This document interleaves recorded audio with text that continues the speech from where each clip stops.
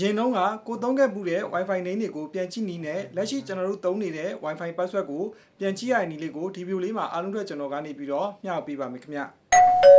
ပထမဆုံးအနေဖြင့်ကျွန်တော်တို့ကဖုန်းရဲ့ setting တွေကိုဝင်လိုက်ပါဖုန်းရဲ့ setting တွေကိုရောက်ပြီဆိုလို့ရှိရင်ကျွန်တော်တို့ကနေပြီးတော့ Wi-Fi ဆိုတဲ့နေရာတွေကိုဆက်ပြီးတော့ဝင်ပေးပါ Wi-Fi ဆိုတဲ့နေရာကိုရောက်ပြီဆိုရင်တချို့ကတော့ဒီနားလေးမှာ more setting ရှိမယ်ပေါ့နော်ကျွန်တော်ကတော့အောက်ဆုံးမှာ additional setting ဆိုပြီးတော့ရှိတယ်ပေါ့နော်ဖုန်းမျိုးစားလိုက်ဒီစာသားလေးမတူဘူးပေါ့အဲ့တော့ more setting သို့မဟုတ် additional setting တွေကိုကျွန်တော်တို့ကဆက်ပြီးတော့ဝင်ပေးပေါ့နော်အဲ့တော့ဝင်လိုက်ပြီဆိုလို့ရှိရင်ကျွန်တော်တို့ကအရင်တုန်းကကျွန်တော်တို့သုံးခဲ့မှုတဲ့ Wi-Fi ကျွန်တော်တို့နေနေပေါ့နော်နေရာတွေနေနေပြန်ကြည့်မယ်ဆိုလို့ရှိရင် manage save network ဆိုတာရှိတယ်အဲ့ထဲကိုကျွန်တော်ဝင်လိုက်ပါ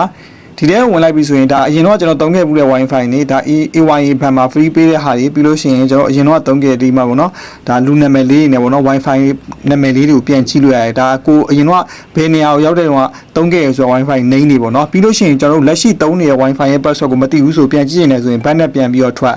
ပြီးတော့ back လေးနဲ့ပဲကျွန်တော်တို့ပြန်ထွက်ပေးပါလက်ရှိသုံးနေတဲ့ Wi-Fi ဒီမှာပေါ်နေရပေါ့နော်ဒီဟာလေးအပြတန်းလေးကိုကျွန်တော်တို့တစ်ချက်လက်ကလေးထောက်လိုက်ပြီဆိုလို့ရှိရင်ကျွန်တော်ဒီမှာ Wi-Fi password ကလေးပေါ်တယ်ပေါ့နော်ပြီးလို့ရှိရင် QR code ကလေးနဲ့ပေါ်တယ်ပေါ့နော်ဒီနည်းလေးတိုင်းပဲ Wi-Fi password တွေပြန်ကြည့်မယ်ပြီးလို့ရှိရင်အရင်ကသုံးခဲ့မှုတဲ့ Wi-Fi နာမည်တွေကိုကျွန်တော်တို့နေရာတွေနာမည်တွေပြန်ကြည့်ရပေါ့နော်အားလုံးကိုကျေးဇူးတင်ပါတယ်